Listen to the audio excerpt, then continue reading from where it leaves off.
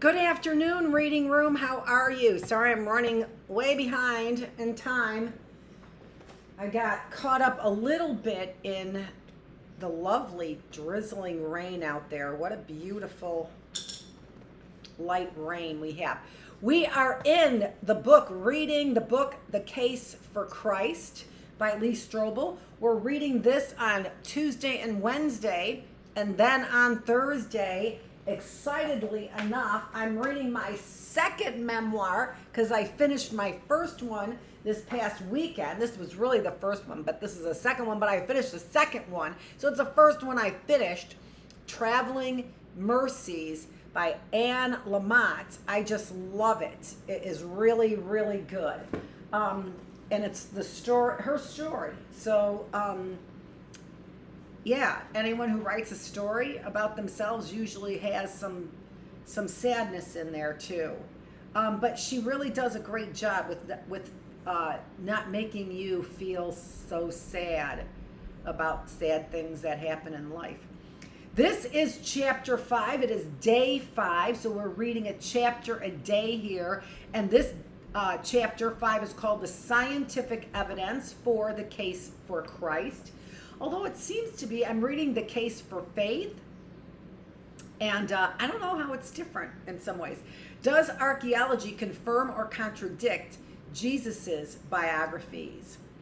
There is something surreal about my lunch with Dr. Jeffrey McDonald. There he was, casually munching on a tuna fish sandwich and potato chips in a conference room of a North Carolina courthouse, making upbeat comments and generally enjoying himself. In a nearby room, a dozen jurors were taking a break after hearing gruesome evidence that McDonald had brutally murdered his wife and 2 young daughters. See, this is the part of this that I really don't like to read about. As we were finishing our meal, I couldn't restrain myself from asking McDonald the obvious question, how can you act as if nothing is wrong? I said, my voice mixed with astonishment and indignation, aren't you the slightest bit concerned that those jurors are going to find you guilty? McDonald casually waved his half-eaten sandwich in the general direction of the jury room. Them? He court-led. They'll never convict me. Then, apparently realizing how cynical those words sounded, he quickly added, I'm innocent, you know. That was the last time I ever heard him laugh. Within days, the former Green Beret and emergency room physician was found guilty. Okay, I'm not going to talk about, I just don't like reading that stuff. McDonald, whose story was masterfully recounted in the bestseller TV movie Fatal Vision.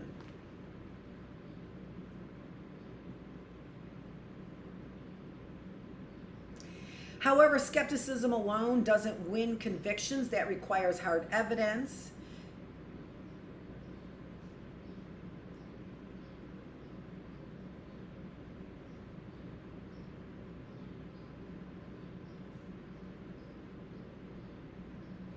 Scientific evidence can also make important contributions to the question of whether the New Testament accounts of Jesus are accurate. While serology and toxicology aren't available to shed any light on the issue, another category of scientific proof, the discipline of archaeology, has great bearing on the reliability of the Gospels, sometimes called the study of durable. See, I thought he was a defendant and not a prosecutor. No, I guess he is a prosecutor, right?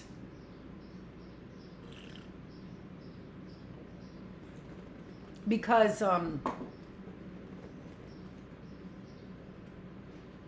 he seems to really glorify in this idea that these people are guilty.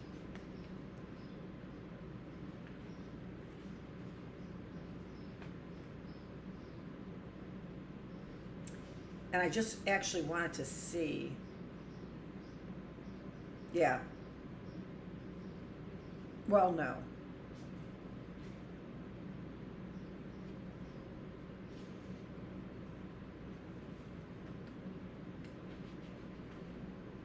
That's interesting that you've got nothing here about the author. Well, former legal cross-examines former legal editor of the Chicago Tribune.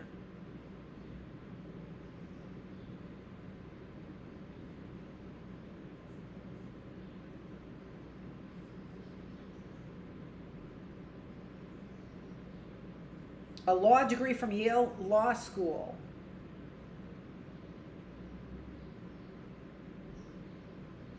Okay, so he has law experience, but he's an editor instead. All right, that makes sense to me.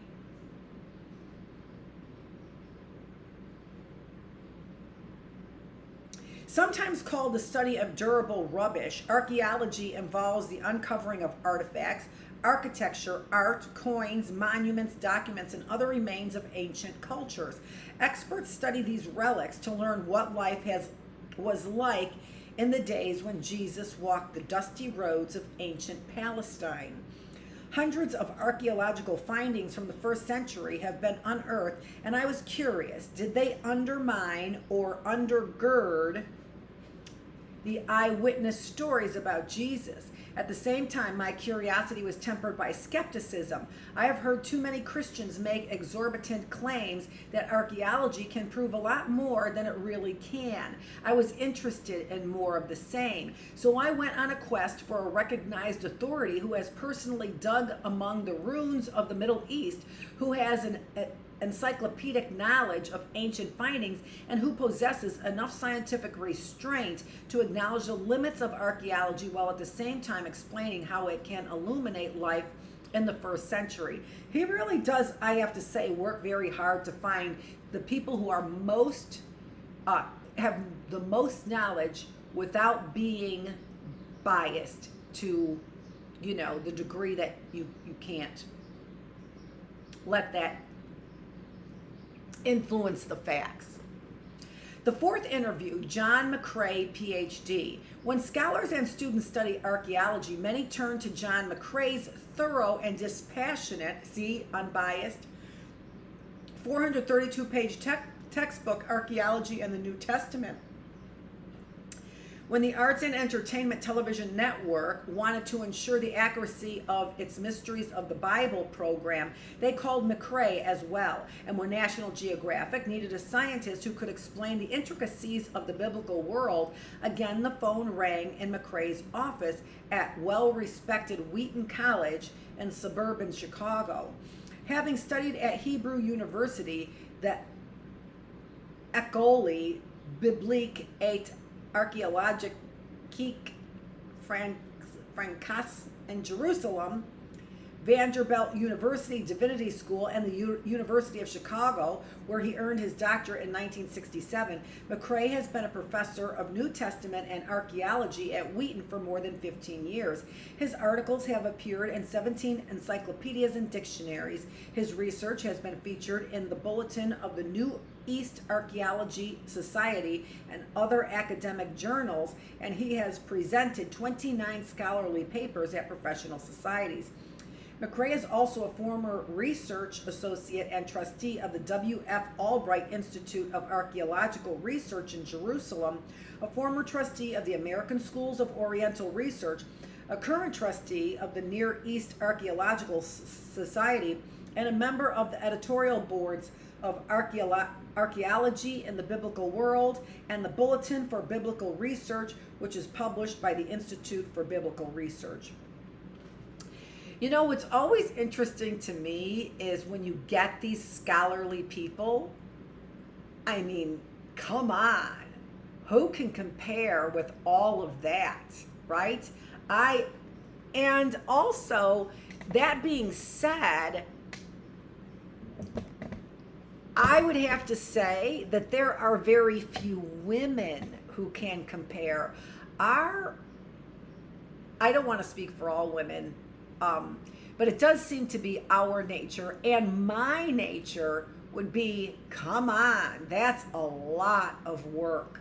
That sounds like so much work you've had to do. And I'm a hard worker, but that's a lot of work.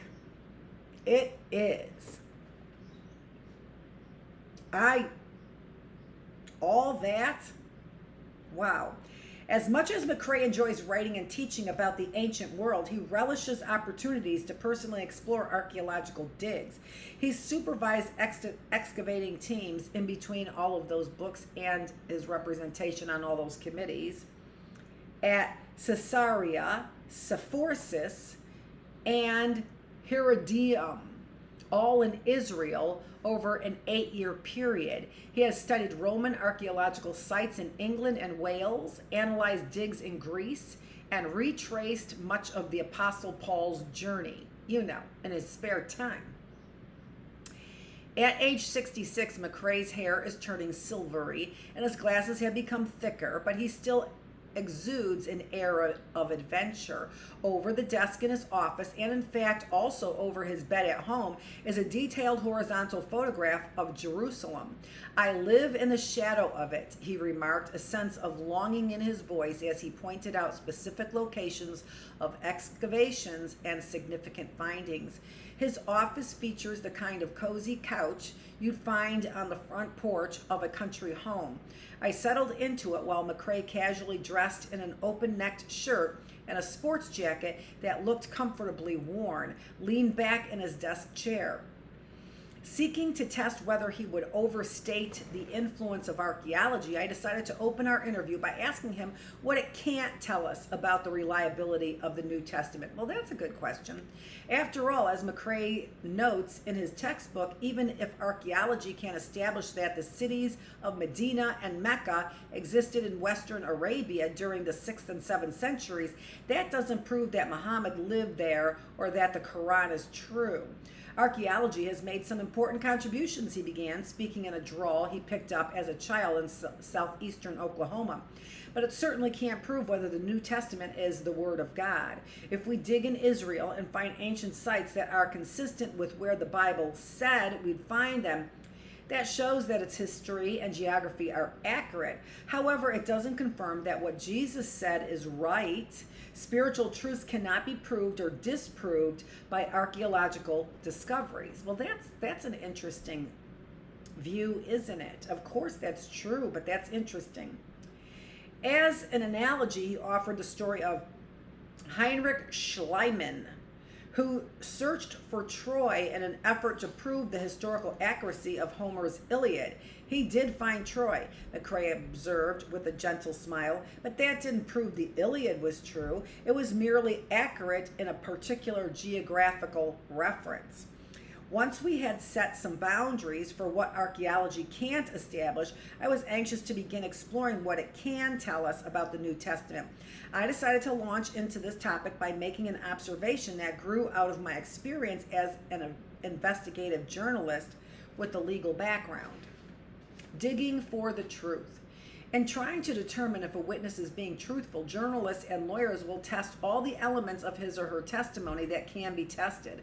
If this investigation reveals that the person was wrong in those details, this casts considerable doubt on the veracity of his or her entire story. However, if the minutiae check out, this is some indication, not conclusive proof, but some evidence that maybe the witness is being reliable in his or her overall account. For instance, if a man were telling about a trip he took from St. Louis to Chicago and mentioned that he had stopped in Springfield, Illinois to see the movie Titanic at the Odeon Theater and that he had eaten a large Clark bar he bought at the concession counter, investigators could determine whether such a theater exists in Springfield, as well as if it was showing this particular film and selling this specific brand and size of candy bar at the time he said he was there. If their findings contradict what the person claimed, this seriously tarnishes his trustworthiness. If the details check out, this doesn't prove that his entire story is true, but it does enhance his reputation for being accurate. In a sense, this is what archaeology accomplishes. The premise is that if an ancient historian's incidental details check out to be accurate time after time, this increases our confidence in other material that the historian wrote, but that cannot be as readily cross-checked. So I asked McCrae for his professional opinion. Does archaeology affirm or undermine the New Testament when it checks out the details in those accounts? McCrae was quick to answer. "Oh, there's no question that the credibility of the New Testament is enhanced," he said, "just as the credibility of any ancient document is enhanced when you excavate and find that the author was accurate in talking about a particular place or event." As an example, he brought up his own digs in in Caesarea on the coast of Israel, where he and others excavated the harbor of Herod the Great. For a long time, people questioned the validity of a statement by Josephus, the first century historian, that this harbor was as large as the one at Piraeus, which is a major harbor of Athens. People thought Josephus was wrong, because when you see the stones above the surface of the water in the contemporary harbor, it's not very big. But when we began to do the underwater excavation, we found that the harbor extended far out into the water underground, that it had fallen down, and that its total dimensions were indeed comparable to the harbor at Piraeus. So it turns out Josephus was right after all. This was one more bit of evidence that Josephus knew what he was talking about. So what about the New Testament writers? Did they really know what they were talking about? I wanted to put that issue to the test in my next line of questioning. Luke's accuracy as a historian. The physician and historian Luke authored both the gospel bearing his name and the book of Acts, which together constitute about 1/4 of the entire New Testament. Consequently, a critical issue is whether Luke was a historian who could be trusted to get things right. When archaeologists check out the details of what he wrote, I said, do they find that he was careful or sloppy? The general consensus of both liberal and conservative scholars is that Luke is very accurate as a historian, McCrae replied. He's erudite, he's eloquent, he's erudite, he's eloquent. His Greek approaches classical quality. He writes as an educated man, and archaeological discoveries are showing over and over again that Luke is accurate in what he has to say. In fact, he added, there have been several instances similar to the story about the harbor in which scholars initially thought Luke was wrong in a particular reference, only to have later discoveries confirm that he was correct in what he wrote. For instance, in Luke 3:1, he refers to Lysanias being the tetrarch of Abilene in about 27 AD. For years, scholars pointed to this as evidence that Luke didn't know what he was talking about, since everybody knew that Lysanias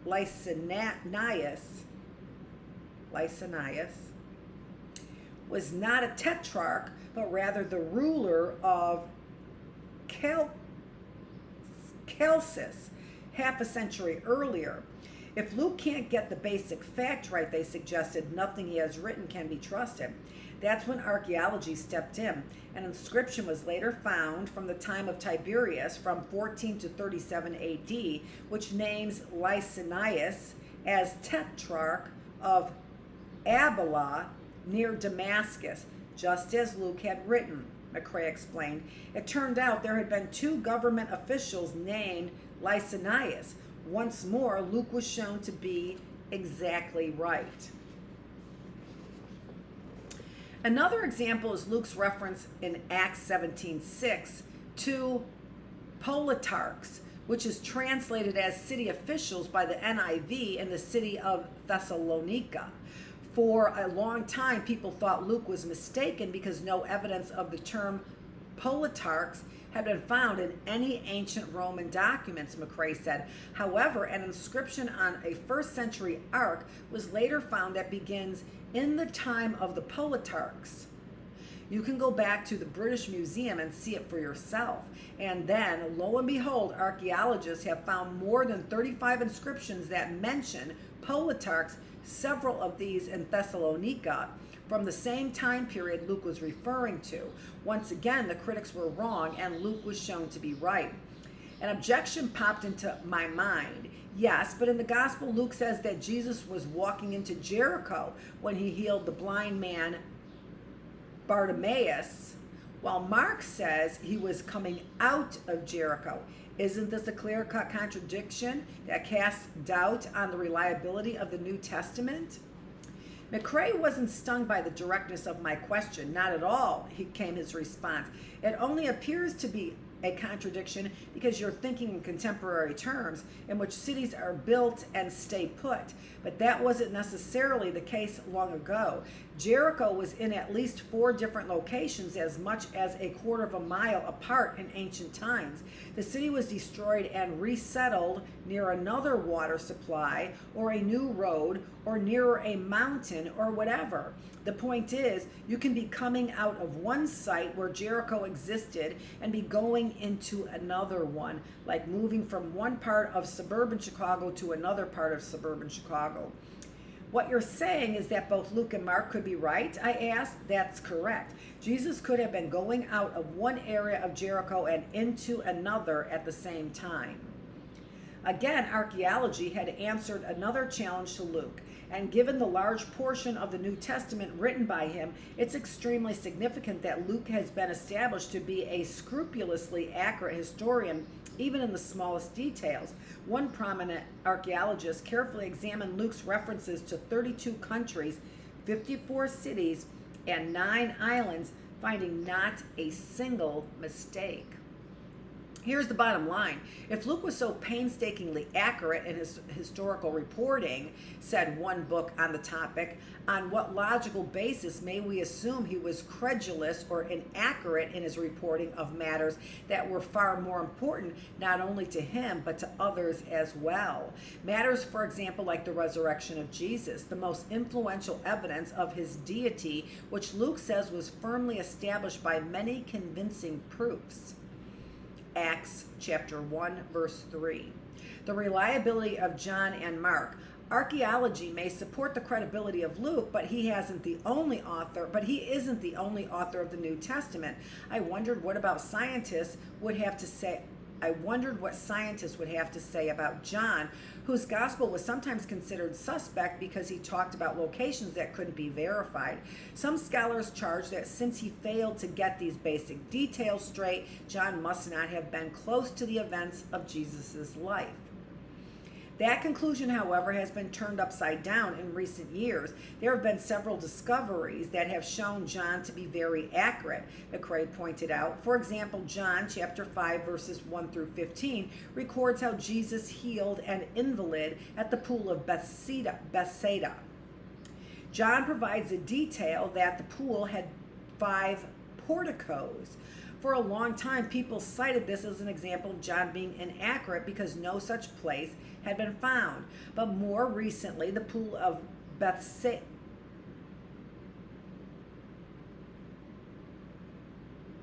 We've always called it Bethsaida, I think, but that doesn't look like the pronunciation. Looks like Bethesda. Has been excavated. It lies maybe 40 feet below ground, and sure enough, there were 5 porticos, which means colonnaded porches or walkways, exactly as John had described.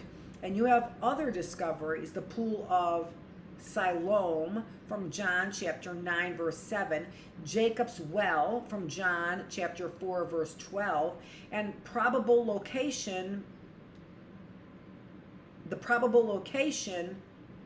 of the stone pavement near the Jaffa Gate, where Jesus appeared before Pilate in John chapter 19 verse 13, even Pilate's own identity, all of which have lent historical credibility to John's gospel. So this challenges the allegation that the Gospel of John was written so long after Jesus that it can't possibly be accurate, I said. Most definitely, he replied. In fact, McCrae reiterated what Dr. Bruce Metzger had told me about archaeologists finding a fragment of a copy of John 18 that leading papyrologists have dated to about 125 AD. By demonstrating that copies of John existed this early and as far away as Egypt, archaeology has effectively dismantled speculation that John had been composed well into the 2nd century, too long after Jesus' life to be reliable. Other scholars have attacked the Gospel of Mark, generally considered the first account of Jesus' life to be written. Atheist Michael Martin accuses Mark of being ignorant about Palestinian geography, which he says demonstrates that he could not have lived in the region at the time of Jesus. Specifically, he cites Mark chapter 7, verse 31. Then Jesus left the vicinity of Tyre and went through Sidon down to the Sea of Galilee and into the region of Decapolis. It has been pointed out, said Martin, that given these directions, Jesus would have been traveling directly away from the Sea of Galilee. When I posed Martin's critique to McRae, he furrowed his brow and then went into a flurry of activity, pulling a Greek version of Mark off the shelf, grabbing reference books and unfolding large maps of ancient Palestine. What these critics seem to be assuming is that Jesus is getting in his car and zipping around on an interstate, but he obviously wasn't, he said. Reading the text in the original language, taking into account the mountainous terrain and probable roads of the region, and considering the loose way Decapolis was used to refer to a confederation of 10 cities that varied from time to time, McRae traced a logical route on the map that correspond precisely with Mark's description. When everything is put into the appropriate context, he concluded, there's no problem with Mark's account. Again, archaeological insights have helped explain what appeared at first to be a sticking point in the New Testament. I asked McRae a broad question about that. Had he ever encountered an archaeological finding that blatantly contravened a New Testament reference? He shook his head. Archaeology has not produced anything that is unequivocally a contradiction to the Bible, he replied with confidence. On the contrary, as we've seen, there have been many opinions of skeptical scholars that have been codified into fact over the years, but that archaeology has shown to be wrong. Still, there were some matters I needed to resolve. I pulled out my notes and got ready to challenge McRae with 3 long-standing riddles that I thought archaeology might have some trouble explaining. Puzzle number 1, the census. The birth narratives of Jesus claim that Mary and Joseph were required by a census to return to Joseph's hometown of Bethlehem. Let me be blunt. This seems absurd on the face of it, I said. How could the government possibly force all its citizens to return to their birthplace? Is there any archaeological evidence whatsoever that this kind of census ever took place? McRae calmly pulled out a copy of his book. Actually, the discovery of ancient census forms has shed quite a bit of light on this practice, he said as he leafed through pages. Finding the reference he was searching for, he quoted from an official governmental order dated 104 AD. Gaius Vibius Maximus, prefect of Egypt, says, seeing that the time has come for the house-to-house census, it is necessary to compel all those who, for any cause whatsoever, are residing out of their provinces to return to their own homes, that they may both carry out the regular order of the census and may also attend diligently to the cultivation of their allotments. As you can see, he said, as he closed the book, that practice is confirmed by this document, even though this particular manner of counting people might seem odd to you. And another papyrus, this one from 48 AD, indicates that the entire family was involved in the census. This, however, did not entirely dispose of the issue. Luke said the census that brought Joseph and Mary to Bethlehem was conducted when Quirinius was governing Syria and during the reign of Herod the Great. That poses a significant problem, I pointed out, because Herod died in 4 BC and Quirinius didn't begin ruling Syria until 6 AD, conducting the census soon after that. There's a big gap there. How can you deal with such a major discrepancy in the dates? McRae knew I was raising an issue that archaeologists have wrestled with for years. He responded by saying, an eminent archaeologist named Jerry Vardaman, has done a great deal of work in this regard. He has found a coin with the name Quirinius on it in very small writing, or what we call micrographic letters. This places him as proconsul of Syria and Cilicia from 11 BC until the death of Herod. I was confused. What does that mean? I asked. It means that there were apparently two Quiriniuses, he replied. It's not uncommon to have lots of people with the same Roman names, so there's no reason to doubt that there were two people by the name of Quirinius. The census would have taken place under the reign of the earlier Quirinius. Given the cycle of a census every 14 years, that would work out quite well. This sounded a bit speculative to me, but rather than bog down this conversation, I decided to mentally file this issue away for further analysis later. When I did some additional research, I found that Sir William Ramsay, the late archaeologist and professor both of Oxford and Cambridge universities in England, had come up with a similar theory. He concluded from various inscriptions that while there was only one Quirinius, he ruled Syria on two separate occasions, which would cover the time period of the earlier census. Other scholars have pointed out that Luke's text can be translated.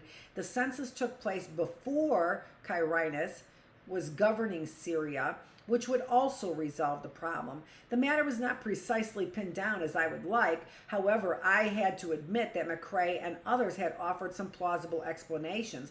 I could conclude with confidence that censuses were being held during the time frame of Jesus' birth, and that there is evidence people were indeed required to return to their hometowns, which I still thought was odd. Puzzle number 2, existence of Nazareth. Many Christians are aware that skeptics have been asserting for a long time that Nazareth never existed during the time when the New Testament says Jesus spent his childhood there. In an article called Where Jesus Never Walked, atheist Frank Zindler noted that Nazareth is not mentioned in the Old Testament by the Apostle Paul, by the Talmud, although 63 other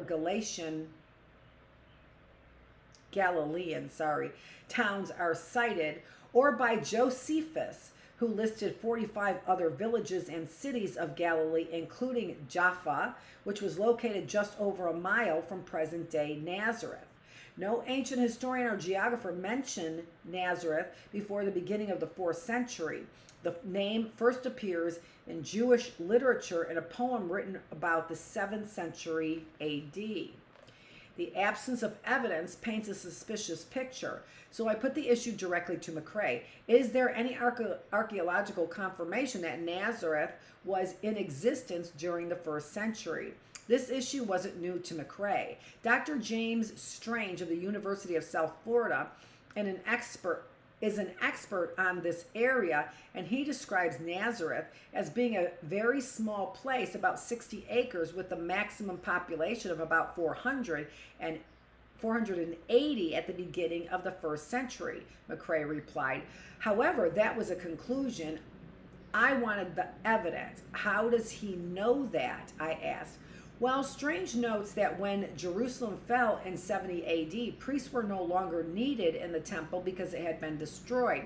So they were sent out to various other locations, even up into Galilee.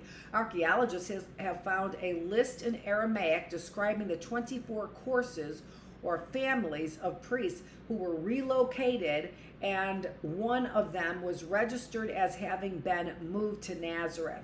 That shows that this tiny village must have been there at the time. In addition, he said, there have been archaeological digs that have uncovered 1st century tombs in the vicinity of Nazareth, which would establish the village's limits, because by Jewish law, burials had to take place outside the town proper. 2 tombs contained objects such as pottery, lamps, glass vessels, and vases from the 1st, 3rd, and 4th centuries.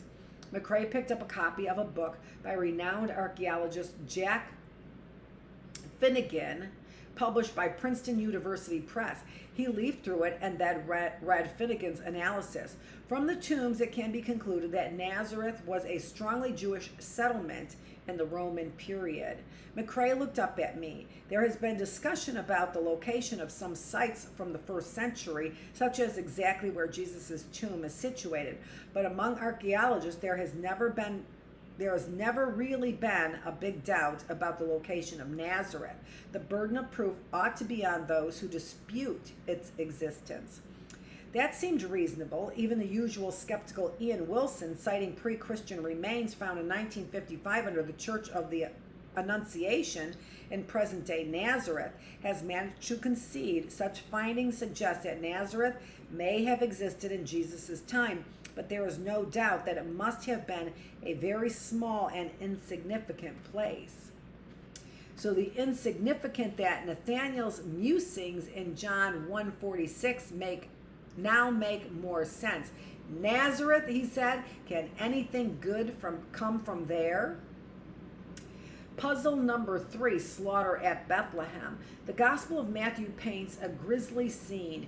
Herod the Great, the king of Judea, feeling threatened by the birth of a baby who he feared would eventually seize his throne, dispatches his troops to murder all the children under the age of 2 in Bethlehem. Warned by an angel, however, Joseph escapes to Egypt with Mary and Jesus. Only after Herod dies do they return to settle in Nazareth, the entire episode having fulfilled 3 ancient prophecies about the Messiah. See Matthew chapter 2, verses 13 through 23. The problem, there is no independent confirmation that this means that this mass murder ever took place. There's nothing in the writings of Josephus or other historians. There's no archaeological support. There are no records or documents. Certainly an event of this magnitude would have been noticed by someone other than Matthew, I insisted. With the complete absence of any historical or archaeological corroboration, isn't it logical to conclude that this slaughter never occurred? I can see why you'd say that, McCrae replied, since today an event like that would probably be splashed all over CNN and the rest of the news media. I agree. In fact, in 1997 and 1998, there was a steady stream of news accounts about Muslim extremists repeatedly staging commando raids and slaying virtually entire villages, including women and children in Algeria. The entire world was taking notice. But, added McCrae, you have to put yourself back in the 1st century and keep a few things in mind. First, Bethlehem was probably no bigger than Nazareth, so how many babies of that age would there be in a village of 500 or 600 people? Not thousands, not hundreds, although certainly a few.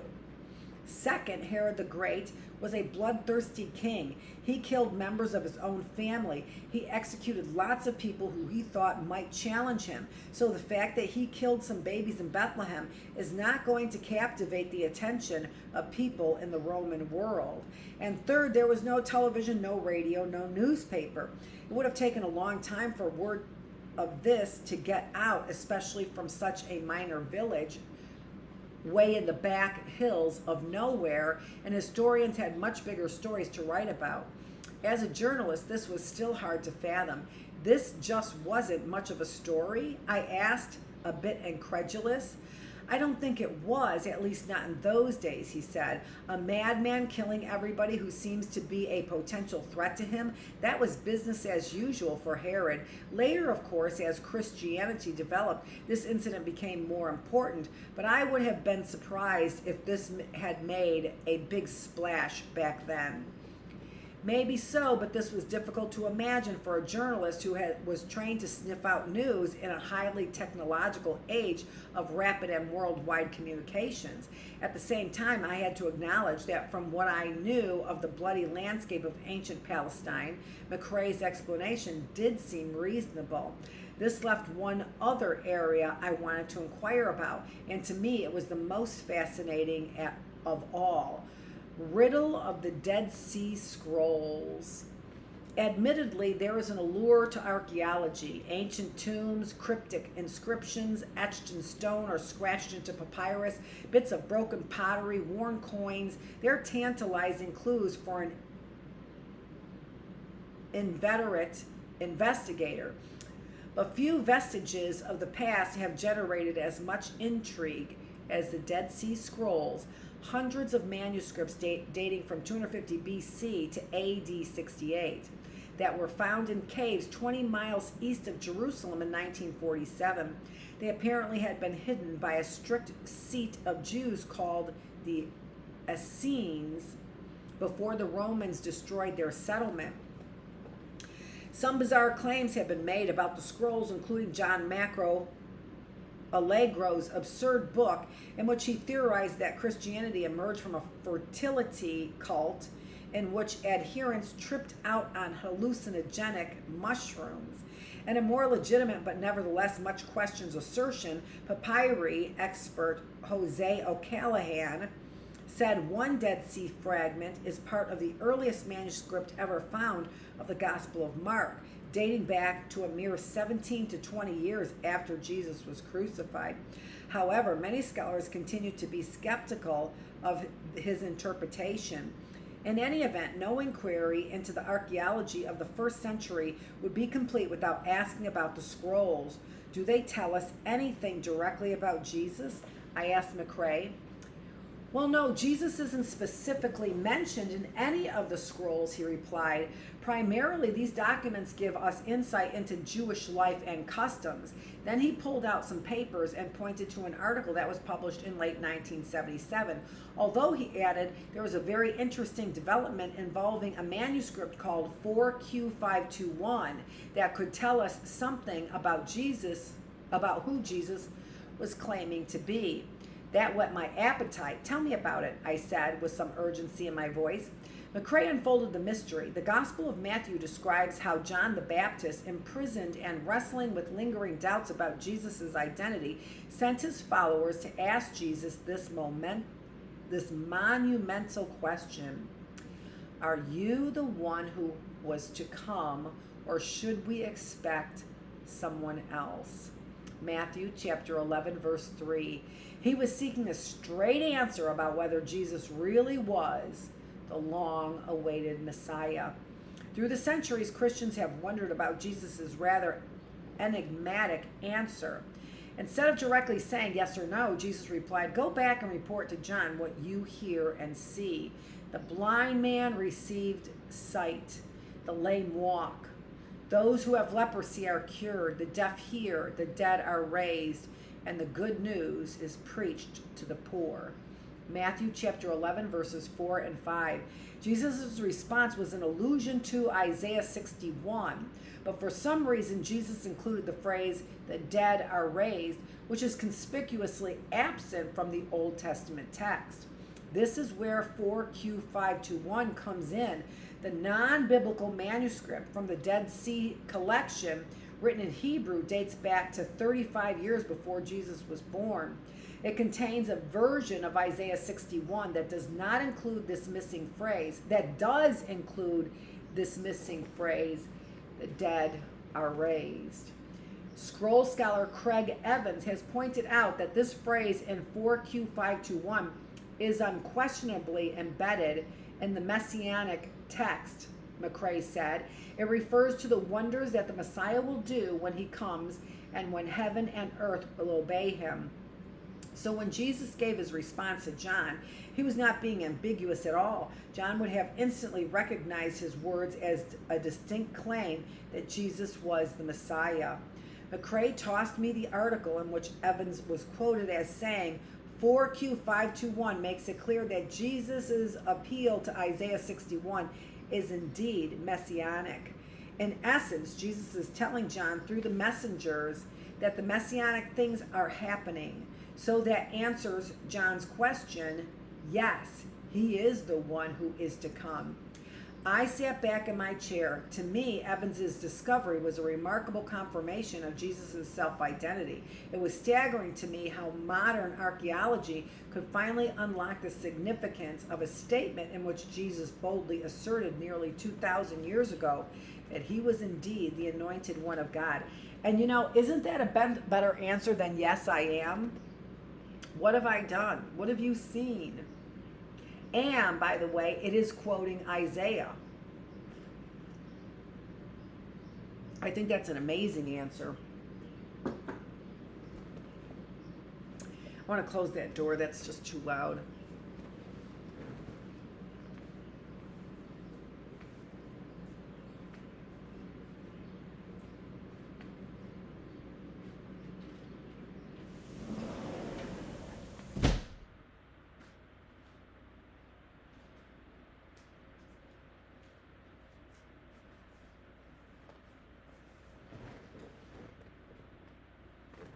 There's still a little fan keeping the air moving, so that's what you hear in the background.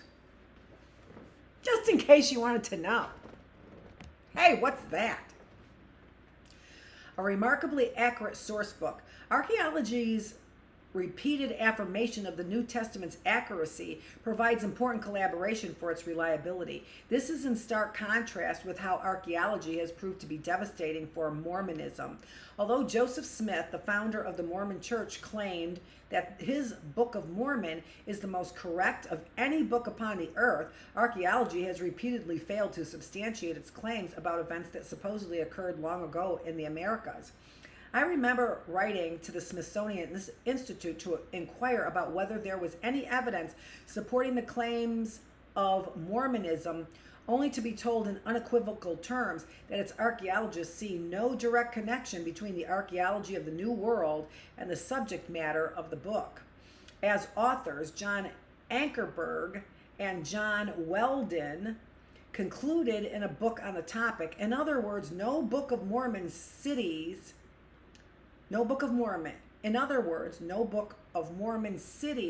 has ever been located. No Book of Mormon person, place, nation, or name has ever been found. No Book of Mormon artifacts. No Book of Mormon scriptures. No Book of Mormon inscriptions. Nothing which demonstrates that the Book of Mormon is anything other than myth or invention has ever been found. That is kind of extraordinary, isn't it, when you think about what has been demonstrated with the Bible? So all those names, all those artifacts, which would have been easy to write something about someone and not have those artifacts, right? However, the story is totally different from the New Testament. McCrae's conclusions have been echoed by many other scientists, including prominent Australian archaeologist Clifford Wilson, who wrote, "Those who know the facts now recognize that the New Testament must be accepted as a remarkably accurate source book."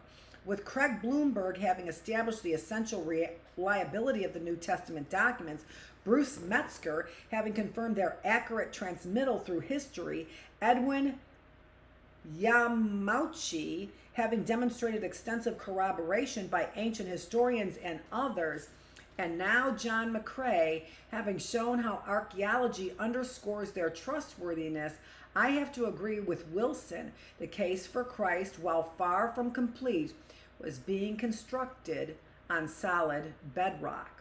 At the same time, I knew there were some high-profile professors who would dissent from that assessment. You've seen them quoted in Newsweek and being interviewed on the evening news talking about their radical reassessment of Jesus. The time had come for me to confront their critiques head on before I went any further in my investigation. That meant a trip to Minnesota to interview a feisty, Yale-educated scholar named Dr. Gregory Boyd. So that's our next chapter. That was a kind of a short chapter. Where are we? Oh no, 49 minutes? Are you kidding me? Wow.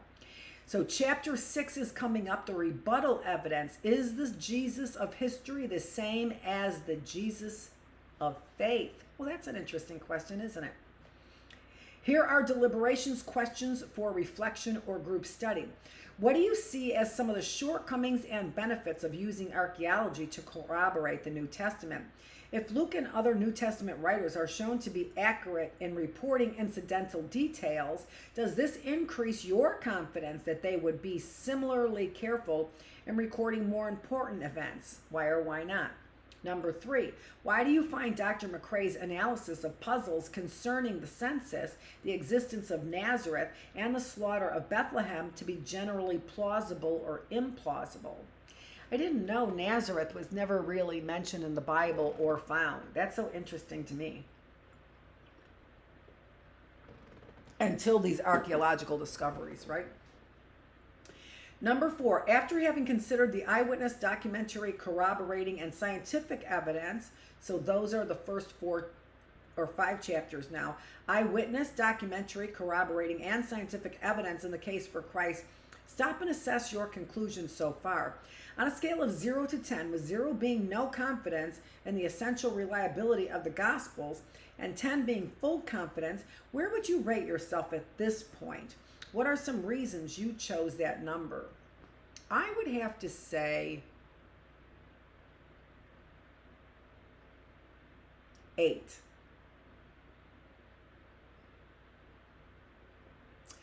For further evidence, I wouldn't say 7. 7 does seem to be pretty low to me. And I thought 7.5, but no, I really do think it's an 8. More resources on this topic: Jack Finnegan, The Archaeology of the New Testament from Princeton University. John McCrae, Archaeology in the New Testament from Grand Rapids Baker Publishing, 1991. J.A. Thompson, The Bible and Archaeology from Grand Rapids Eerdmans, 1975. And Edwin Yamauchi, The Stones and the Scriptures, New York, J.P. Lippincott, 1972. That brings us then to chapter 6, which is the rebuttal evidence. It also brings us to the end of our first day of our 3 days on in the classroom. So 3 days on, it is day 358. We have concluded day 358. It is June 9th. Here in the classroom, I am Dr. Annette Feravich. I'm the teacher here in the classroom, and I am bringing you this classroom so that we can improve, including me. I am not so narcissistic. I'm not so egoistic. Let's put it that way. I'm not so egoistic as to not see that I also do this for improvement in my mind, and then in my body, and in my spirit, and then in my body as well. Thanks so much for joining me, and remember what I said. I'm asking you for your prayers so that I can keep God on the top of my consciousness, so that I can feel the benefits of real faith. Thanks so much for joining me here in the reading room, where we are reading Lee Strobel's The Case for Christ.